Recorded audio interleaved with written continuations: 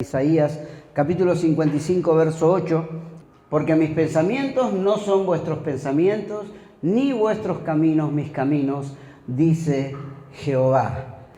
Esta palabra es increíblemente importante para guardar en el corazón, porque nosotros cuando vemos y mayormente queremos meditar en este versículo, mayormente lo primero que vemos es lo turbio que son nuestros pensamientos y nuestros caminos, y hacemos énfasis en todas esas cosas, pero hoy quiero plantearlo desde el punto de vista del beneficio que tenemos de entender los pensamientos de Dios, de lo maravilloso que es caminar en los caminos del Señor.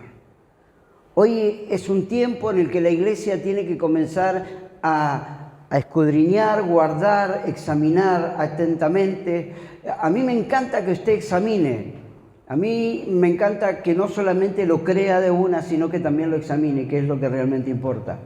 Es lo que interesa realmente en el concepto de la vida cristiana, el no creer a primera instancia lo que se escucha, sino también poder meditarlo, escudriñarlo, buscar y ver si realmente el que está acá al frente, en este caso yo, le está diciendo una cosa que la Biblia no dice. Pero ignoramos muchas veces que los pensamientos de Dios son beneficiosos para nosotros. Que los pensamientos de bien que tiene Dios son tan inmensos y Dios tiene un deseo tan grande de desarrollar en nosotros esos pensamientos que tiene, que son totalmente ajenos a los nuestros. ¿Podemos decir que Dios nos mira de una manera diferente en la que nosotros nos miramos a nosotros mismos? Sí. ¿Podemos entender de que Dios tiene caminos más prósperos, más bendecidos que el que podemos marcar nosotros con nuestra propia vida? Sí. Pero es necesario entender que más beneficios tenemos en los pensamientos de Dios que en los nuestros, y mejores caminos tenemos que en los caminos del Señor. Y a veces las controversias que tenemos en nuestros pensamientos o por medio de nuestras experiencias nos hace olvidar el pensamiento de Dios que quiere beneficiarnos. Si nosotros tuviéramos permanentemente el pensamiento de Dios en nosotros, no dudaríamos nunca de Él. No desconfiaríamos nunca. Usted dice, pastor, yo no desconfío en Dios. Yo creo que muchas veces cuando oramos a Dios por algo, creo que tanto usted como yo se nos cruza en nuestra cabeza alguna experiencia anterior referido a lo que estamos queriendo hacer. Les voy a dar un ejemplo. Cuando yo oro por sanidad sobre alguien, la experiencia de vida y el pensamiento de Satanás que quiere poner en nuestra mente es recordar un pasado real, ¿sí? Que estamos orando que Dios haga un milagro sobre alguien cuando estuvimos esperando el milagro de otro y no ha sucedido. Entonces comienza a haber una controversia en ese clamor de parte nuestra a Dios. Pareciera que una barrera se quiere poner, pero la vencemos en el nombre de Jesús. ¿Amén? La vencemos porque somos más que victoriosos. Entonces, doy un ejemplo. Cuando a nosotros nos decían en sus primeros tiempos, porque cuando la gente entendió que jamás nos detuvimos después de lo que nos pasó con nuestro hijo, fue un fiel testimonio de en dónde estaba afianzada nuestra fe y que las promesas de Dios eran el cimiento en el cual la casa que habíamos edificado en la roca nunca se caería. ¿Sí? Y eso es una de las cosas importantes que debemos tener como cristianos. ¿En dónde estamos haciendo nuestra casa? ¿Cuál es el fundamento? Porque las promesas de Dios tienen que ser el fundamento, las columnas perfectas y maravillosas que siempre nos van a tener en pie a pesar de cualquier circunstancia y situación. ¿Sí? Entonces, cuando yo entiendo eso, y cuando nos decían, y había gente que ni siquiera quería que le oremos acerca de su condición de enfermedad, porque también les corría internamente la experiencia vivida por nosotros. Y es lo que hace el enemigo. Pone esas clases de pensamientos para que haya un obstáculo total a la obra que Dios quiere hacer. Lo que la gente no entiende es que el diagnóstico médico y científico era de que él iba a vivir 2 años y medio. Era un diagnóstico asegurado, era algo certificado. Era algo que no solamente un médico lo decía, sino lo decía otro y otro y otro, y decía que la cardiopatía congénita que él tenía no le iba a permitir vivir más de 2 años y medio. Vivió 17. Lógicamente que el día que Dios lo quiso llevar, Dios nos hizo entender que ya era el tiempo. ¿Sabe que Dios nos había dicho que era el tiempo de Dios con él? Entonces, cuando yo comienzo a mirar los pensamientos y los caminos de Dios, siempre van a ser mejores que los míos. Porque aunque a mí me decían científicamente que no iba a pasar más de 2 años y medio, yo lo tuve 17 años en mi hogar y disfrutando de todo lo que vivimos en el Señor y todo lo que hemos aprendido por medio de su vida. Entonces, nosotros debemos entender que debemos aprender a sobrepasar los procesos. Usted y yo pasamos por distintos procesos, a veces con una situación, con un hijo, con el esposo, con la esposa, con un padre, con una madre, en el trabajo, en el negocio. Pasamos por procesos, pero debemos aprender a vivirlos y sostenerlos en el anclaje de las promesas de Dios que nos sostienen parados para la gloria y la honra de Dios. Amén. Amén, hermanos. Gloria a Dios. Bendito sea el nombre de Jesús. Nosotros tenemos ejemplos en la Biblia de lo que es pasar un proceso afirmado en Dios y un proceso cuando comenzamos a bajar los brazos al punto de cometer errores que a veces son difíciles de repararlos. No sé si a usted le habrá pasado, a mí me ha pasado muchas veces. En el capítulo 2 de Job, encontramos a la esposa de Job, viéndolo a Job allí, entre el silicio y las cenizas, haciendo el ayuno y manteniéndose firme delante de Dios, viniendo a decirle que maldiga a su Dios. ¿Lo leyó alguna vez esta historia? Si usted estudia la analogía de la historia, se va a dar cuenta que esta mujer tenía esa reacción ante su esposo y ante la situación que no soportaba al haberlo perdido todo. Entonces no tenían otra opción que demostrar ese sentimiento viniendo a querer tentar a Job que maldiga a su Dios. Las situaciones y las circunstancias, las pérdidas, algunas irreparables, otras momentáneas, que no las sabemos entender, muchas veces quieren llevarnos a que maldigamos a nuestro Dios, a que neguemos nuestra fe, a que por medio de nuestros actos y nuestros hechos estemos negando lo que realmente somos. ¿Qué somos? Hijos de Dios, ¿sí? Fíjese la posición de Job, que en el comienzo del proceso de la prueba, él estaba fortalecido en Dios. ¿Qué es lo que nos pasa a cada uno de nosotros? Comienza una prueba y estamos fortalecidos en Dios. Pero ¿qué pasa cuando la prueba continúa? Cuando la prueba pasa el pensamiento nuestro, pasa lo que nosotros estamos esperando que suceda en nuestros tiempos y no en el tiempo de Dios, nos pasa lo mismo que le pasó a Job. Porque cuando la mujer vino y le dijo a Job que maldiga a su Dios, Job le dijo desde la entereza espiritual, diga entereza espiritual. Le dijo, ¿acaso recibiremos solo lo bueno y no lo malo de Dios? Quiere decir que no, una persona que estaba firme en sus convicciones.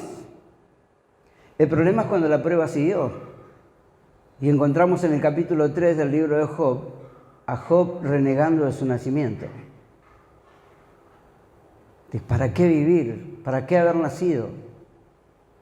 Apostatando a lo que Dios había hecho sobre él y renegando de su propio nacimiento luego de un proceso continuo, de algo que no se fue en primer momento. No sé si alguna vez le habrá pasado. Arrancamos con toda la fuerza, Señor, gracias porque estás. Señor, gracias porque voy a salir de esto. Gracias porque esto es momentáneo. Y pasan los días, y pasan los días, y pasan los días. Y resulta que pasaron los meses, y ya estamos como Job en el capítulo 3. Ya comenzamos a renegar. ¿Cuándo se va a terminar esto? Al final, inconscientemente a veces lo decimos. Estoy yendo a la iglesia continuamente, estoy haciendo esto, estoy haciendo lo otro y aquello, y esto no se termina más. Quiero decirles que mayormente los tiempos de Dios son contrarios a nuestro conocimiento continuo en nuestras vidas. Dios piensa de otra manera, y si nosotros nos lleváramos por los pensamientos que Dios tiene hacia nosotros, entenderíamos que aún lo más malo de lo malo, Dios lo convertiría en bueno. Porque Dios es fiel, porque Dios es bueno, porque Dios no te olvida, porque Dios jamás sacará la mano sobre tu vida para sostenerte y para sacarte de cualquier situación en la que te encuentres, porque Dios es suficientemente grande y misericordioso para siempre sostenerte y siempre alentarte. ¿Amén? ¿Lo cree usted? Reciba. Gloria a Dios. ¿Por qué les digo esto? Yo quiero que usted vea en Proverbios capítulo 3, verso 5. Lo interesante que es vivir una vida en confianza en Dios. De sostener nuestra vida en esa confianza de saber que tenemos un Dios grande, que tenemos un Dios poderoso, un Dios que continuamente se quiere encontrar con nosotros y que mayormente Él siempre nos pide algo. Yo el otro día estábamos escuchando la palabra que hablaba acerca de Manoa y su esposa, la mamá de Sansón, y que la esterilidad de la esposa de Manoa era algo que humanamente uno no lo puede superar ni lo puede solucionar. Cuando alguien ya es estéril, es estéril. Y sin embargo Dios, que tiene el poder de hacerlo todo, diga conmigo, tiene el poder de hacerlo todo, le dijo que haga algo sencillo, algo simple, que deje de tomar vino y sidra y que no coma el inmundo. Ustedes saben por qué viene eso, ¿no? No es solamente por el nazareno y todo, sino que en el tiempo que ellos tenían los 80 años de abundancia, comenzaron a hacer cualquier cosa. Y cada reunión era un motivo de quedar medio torcido, ¿vio? Así.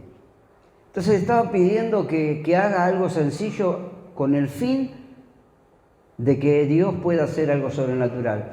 A veces Dios nos pide cosas que hagamos para que Él pueda cumplir y hacer lo que Él quiere hacer sobrenaturalmente. En una palabra, está necesitando algo de nosotros para poder hacer lo que nosotros no podemos hacer, para mostrarnos que de acuerdo a lo que Él nos pide, a la obediencia de lo que Él nos pide, Él puede hacer milagros sobrenaturales, ¿sí? Y de ahí nació Sansón, de una mujer estéril, a la cual Dios simplemente le pidió que haga algo sencillo y cotidiano.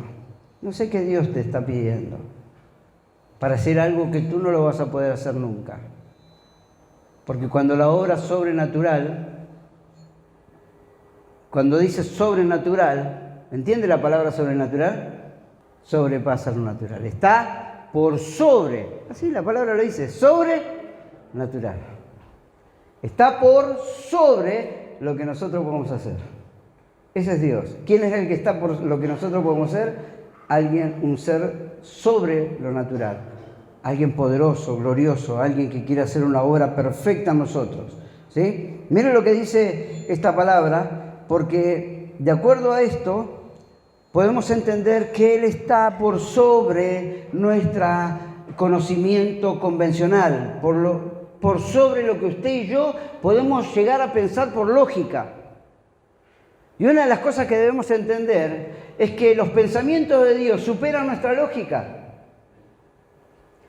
Los caminos de Dios son aún superiores al que nosotros podemos pensar, formar y crear por nuestras capacidades a lo largo de la vida, Dios está por sobre todas las cosas. Y cuando nosotros lleguemos a entender en totalidad de que nuestro Dios es un Dios sobrenatural, comenzaremos a vivir una vida plenamente en confianza en Él. No va a haber dudas, no va a haber dudas, diga conmigo, no va a haber dudas que Dios puede hacer el milagro. Diga, Dios puede hacer el milagro. Dice así la palabra, fíate de Jehová, de todo, por momentos, no, en la totalidad, en el centro, y no te apoyes en tu propia prudencia. Hay otras traducciones que en el lugar de prudencia ponen caminos.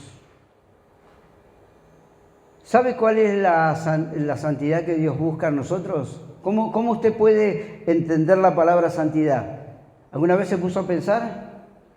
¿Se puso a pensar cómo llegar a entender la palabra santidad? Y capaz que vamos a sacar un montón de argumentos y vamos a decir, dejar de hacer esto, dejar de hacer lo otro, dejar de hacer aquello. Pero la palabra santidad se puede ligar, hacer una simetría directa con la palabra obediencia. Una persona que vive en santidad es obediente a Dios. ¿Me siguió? ¿Cuántos entendieron esto? ¿Sí? Una persona que vive en santidad es una persona en obediencia. Dígale a su hermano que está al lado, sé obediente.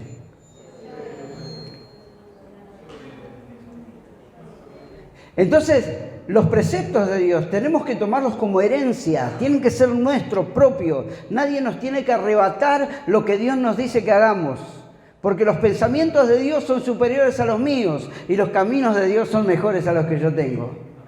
Y Él me está ofreciendo en su amor que yo pueda entender sus pensamientos. Me dice, yo te veo hermoso, Héctor, no sé qué te está pasando. Y no sé, y empiezo a contarle cosas al Señor, ¿no? Pero Él me dice, yo no pienso eso de vos. Pero Señor, yo no pienso eso de vos. Debes comenzar a tomar mis preceptos como herencia propia tuya y que nadie te los puede arrebatar. ¿Sabe que la herencia nadie te lo puede arrebatar? La herencia que tienes de parte de Dios es absolutamente tuya, única y suficiente, porque Dios la ha predestinado, Dios la ha justificado por medio de su Hijo Jesucristo y Dios te la quiere dar porque está en sus pensamientos y está en sus caminos. Amén. Gloria a Dios. Los pensamientos de Dios no es que vivas preocupado, no es que vivas sin rumbo. Los pensamientos de Dios es que obtengas todo lo que Él ya pensó para vos y puedas caminar sobre ese camino. Sobre ese camino, el camino de la abundancia, el camino de la plenitud, el camino de cuando... No nos equivoquemos cuando hablamos de abundancia, sabemos que todo lo que necesitamos en los recursos naturales vienen por una sola consecuencia. ¿Cuál es la consecuencia por la cual vienen los recursos naturales? Buscar el reino de Dios y su justicia. Entonces lo que yo quiero hacer hoy, por medio de la guía del Espíritu Santo, es que puedas levantar las promesas que Dios te ha dado. Porque puedes aceptarlo o no, la palabra de Dios. Puedes entender de que Dios te habla, pero puedes tomarla o no tomarla. Mire, cuando Moisés, hace unos tiempos atrás he predicado sobre esto, cuando Moisés le puso la cantidad de argumentos que le puso al Señor con el fin de poner barreras cada vez que Dios le decía y esto que el otro, pero Dios le decía, yo tengo un propósito con vos, es que vayas a rescatar a mi pueblo de Egipto y los traigas al desierto de Refidín, a la base del monte Oreb, los traigas hasta acá. Ese era el propósito de Dios, ¿sabía? La primera etapa. Cuando Moisés estaba tratando de pedirle más información a Dios, yo sé que usted no lo hace, pero yo en mis momentos de incredulidad quizás lo hacía, ¿sí? Le pedía demasiada información a Dios en vez de creerle a Dios.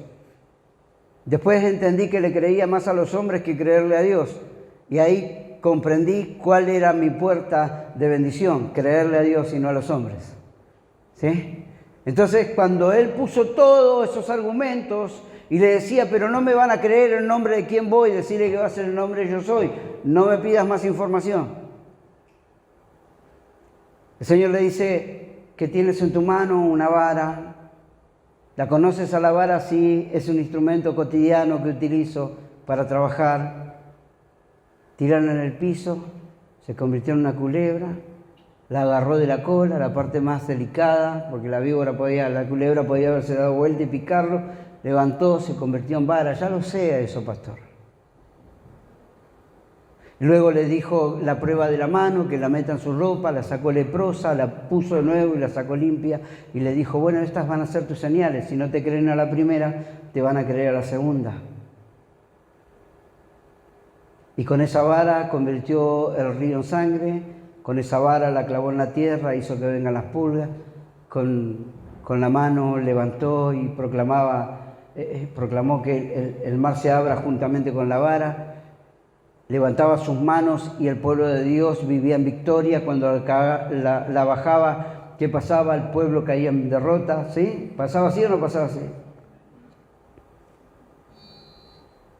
¿Y por qué les digo esto? Porque la señal que usted tiene para vencer son las promesas de Dios. Y Dios le había dado promesas sobre esa vara y sobre esa mano. Y cuando estaba ya ahí peleando por Israel y él tenía sus manos levantadas, y cuando sus manos se caían, ¿qué venían a hacer con él? Quienes estaban al lado, ¿qué hacían? Levantaban sus manos. En una palabra, ¿qué estaban haciendo? Estaban levantando la promesa que Dios le había dado por esas manos. Si no te creen por la primera, te van a creer por la segunda. Y era necesario de que la promesa esté por sobre su cabeza. Entonces era necesario de que vengan otros que entienden que tú te tienes que basar en las promesas que Dios te dio. Y yo no vengo a condenarte, no vengo a cerrarte las puertas, no vengo a juzgarte, vengo a decirte que Dios te dio promesa y mi obligación es levantar tus promesas en alto junto a vos para que vivas en victoria. Amén, hermanos.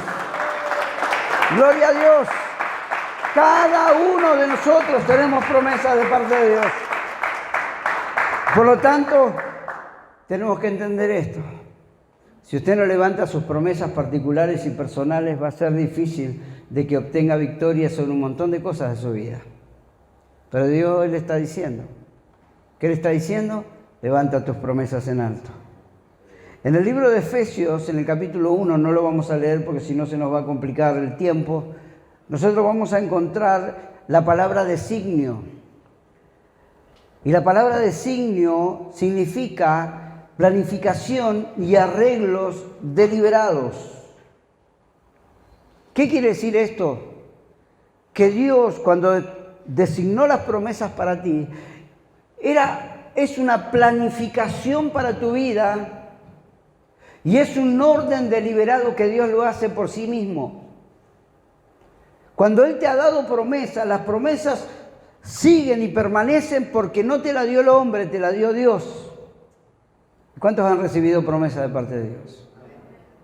Y por el designio de las promesas es que usted recibe hoy esta palabra para que las levante en alto y comience a vivir conforme un tiempo de plena confianza en Dios. Hay que empezar a vivir en plena confianza en Dios porque van a suceder cosas que los que confían en Dios serán más que victoriosos. No va a haber posibilidad para los que confían en Dios vivir en decadencia y vivir sin fuerza, sin ganas. Los que confían en Dios serán más que vencedores. Porque Dios deliberadamente ha planificado y ha arreglado esas promesas para cada uno de nosotros. Así que uno puede... Gloria a Dios, me asustó. Me asustó. Gloria a Dios.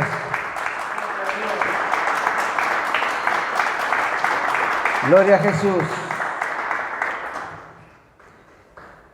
Entendiendo esto, nos podemos dar cuenta que Dios no se mueve bajo el consejo de nuestra propia voluntad. Dios se mueve por su propia voluntad. Dios tiene suficiente poder para hacer como Él quiere y cuando quiere. Amén. Entonces, yo a veces pienso, si llegáramos a entender los pensamientos y los caminos de Dios, No habría forma de detenernos, aunque la promesa que tenemos ni siquiera se cumpliera a lo largo de nuestra vida. ¿Usted qué dice, pastor? Usted anhelaría que, fíjese, no es que suceda así, pero usted no cambiaría su vida en totalidad para que toda su descendencia sea bendecida. Usted no trabajaría fervorosamente para Dios sabiendo que por medio de ese trabajo su hijo, su nieto, sus bisnietos y todo lo que vengan después serán bendecidos a causa de lo que usted hace. ¿No lo cambiaría eso? ¿Lo haría con gusto, con gozo? Claro que sí. Tenemos un hombre que trabajó de esa forma. Y usted va a decir, ¿qué hombre? Y cuando se lo diga, usted va a decir, caramba. Un hombre llamado Abraham, que Dios le hizo una promesa, escuche bien, y le dijo que él iba a ser padre de multitudes y que a causa de él naciones iban a ser bendecidas por su causa, por lo que él haría, por la fidelidad de él, por el creerle a Dios cuando Dios le habló. Pero nació Isaac, pero Abraham no pudo ver la multitud de naciones. ¿Sabe cuándo comenzó a haber multitud de naciones en la descendencia que provenía de Abraham? 500 años después de que él murió. 500 años después de que él murió, comenzó a surgir realmente la promesa que se le había dado a él. ¿Pero qué pasó con este hombre? Trabajó aún no viendo la promesa cumplida, sabiendo que lo que Dios le dijo, Dios lo iba a cumplir. Y cuando Dios promete, Dios lo cumple. No hay forma absoluta de lo que Dios prometa no se cumpla. Lo que Dios te ha prometido se va a cumplir. ¿Lo cree usted? Se va a cumplir. Y a veces va a ser por su trabajo, a veces va a ser por su fidelidad. Sus hijos serán bendecidos por tu fidelidad.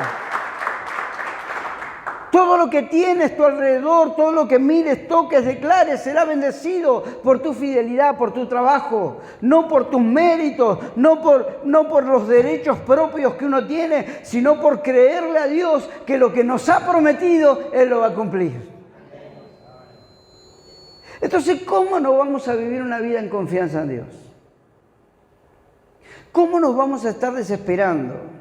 Le aseguro, por la palabra de Dios, que los tiempos que vienen sobre la tierra serán difíciles, pero aquellos que confían en Dios recibirán honra de las naciones, porque habrá prodigios, milagros y maravillas en medio de los que creen que Jehová es Dios de lo imposible. Yo creo que Dios es Dios de lo imposible. Creo plenamente que cuando el mundo esté en decadencia, nosotros vamos a tener absolutamente todo lo que necesitáramos, porque Dios estará presente con sus promesas. No vamos a subsistir por lo que podamos hacer en ese momento, sino que el resultado del trabajo, de la fidelidad de nuestro hoy, será la seguridad de las promesas de Dios en el mañana. ¿Me entendió? Entonces, los pensamientos de Dios son diferentes y los caminos de Dios son diferentes. Y Dios lo que quiere es que usted y yo comenzamos a entenderlo. Salmo capítulo 20, verso 7. Aquí nos muestra dónde está fundamentada nuestra confianza y nuestra esperanza. Y es algo maravilloso poder entender esto. Dice así la palabra de Dios. Estos confían en carros y aquellos en caballos, mas nosotros del nombre de Jehová nuestro Dios tendremos memoria. ¿Sabe que había una ley específica en el libro de Deuteronomio? Usted lo puede encontrar, es largo, así que búsquelo por todo el libro. Que estaba totalmente prohibido que los reyes de Israel hagan carros de fuego, hagan carros de hierro y hombres a caballo para usarlos para su propia defensa. porque lo que se estipulaba en aquel tiempo era confiar en esto, en los carros y en los caballos. Los ejércitos se declaraban fuertes por la caballería y por los carros de hierro que tenían. Ellos confiaban en eso. Pero Dios les dijo, mi pueblo no hará eso, porque mi pueblo no tiene que confiar en las cosas naturales. Mi pueblo debe confiar y tener memoria de mí, de quién soy y de quién han prometido que los voy a proteger, los voy a ayudar y voy a estar siempre a su lado y voy a extender mi mano para prosperarlos, para sanarlos, para protegerlos y para que puedan ver mi gloria sin confiar en las cosas naturales. Amén. Gloria a Dios. Aplauda usted sola si quiere. Gloria a Dios. No hacer memoria. Entonces, ¿qué nos está diciendo esto? Que usted y yo estamos llamados a tener una guerra, pero no una guerra natural, sino una guerra espiritual. Y esa guerra espiritual no se gana con cosas naturales, sino se ganan teniendo memoria de quién es Dios. Y de que Dios está de nuestro lado. Y que realmente Dios se quiere mostrar. Y Dios quiere manifestarse. Nos preocupamos por esto, nos aquejamos del otro, estamos ahí en incertidumbre, ¿se solucionará, no se solucionará? Hermanos, quiero decirles, no confíe en los carros ni en los caballos, confíe y tenga memoria de quién es Dios, que es un Dios grande y poderoso y habita en medio nuestro. Amén. Gloria a Dios. Bendito es el nombre de Jesús y a su nombre. Gloria a Dios. Ya nos vamos a ir. Ya nos vamos a ir. Entonces, el nombre de Dios tiene que ser absolutamente nuestra confianza. Aquí yo puse, la Biblia nos enseña a tomar o no lo que Dios nos habla. Porque una cosa era en el Antiguo Testamento y algunos están diciendo, y hay cosas del Antiguo Testamento que ya no se deben cumplir. ¿Sabe qué pasaba? ¿Cómo podemos tirar esta teoría por tierra? De que hay cosas del Antiguo Testamento que ya en el Nuevo Testamento no funcionan, porque cuando hablaban, incluso cuando predicaba Pablo, los atenienses, los efesos, ¿saben qué hacían? Corroboraban lo que Pablo decía por medio de las Escrituras.